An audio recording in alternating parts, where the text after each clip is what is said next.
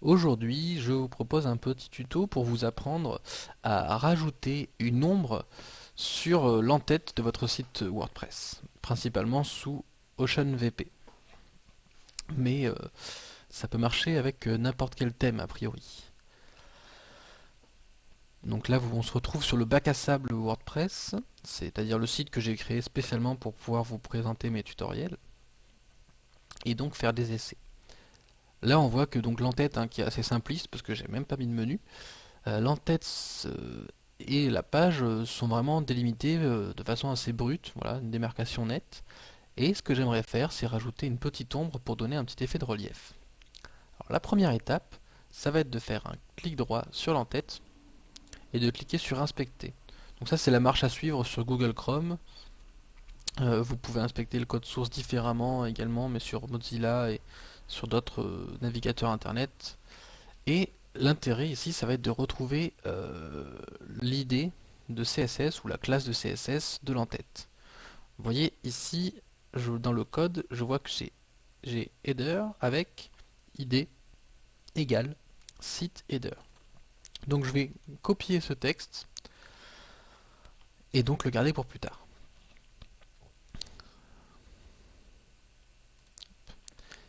La suite va se passer dans personnaliser, dans le personnalisateur de thème. Alors on va attendre que ce dernier se charge. Il faut dire que j'ai pas forcément la meilleure connexion internet du monde. Et dans CSS additionnel, on va aller ajouter un peu de code CSS. Donc j'ajoute un petit dièse et je colle mon ID de CSS. Et puis vous rajoutez ce code précis que je tape ici, mais que je vais vous rappeler également en description. Voilà, box-shadow, 2 points, 2 pixels, 2 pixels, 2 pixels, black.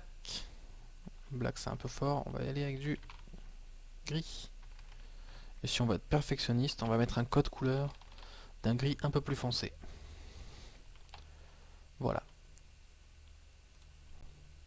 Une fois que j'ai mis mon code, vous voyez que l'ombre s'est appliquée sur l'entête.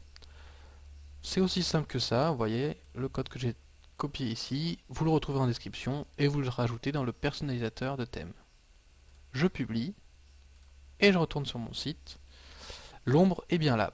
Si toutefois ça n'a pas marché, n'hésitez pas à retourner dans le code avec clic droit inspecter et d'essayer peut-être un autre idée. Ça peut être juste site header inner ou parfois une classe de CSS particulière, mais a priori quand même l'idée qu'on retrouve à côté de header, c'est le bon.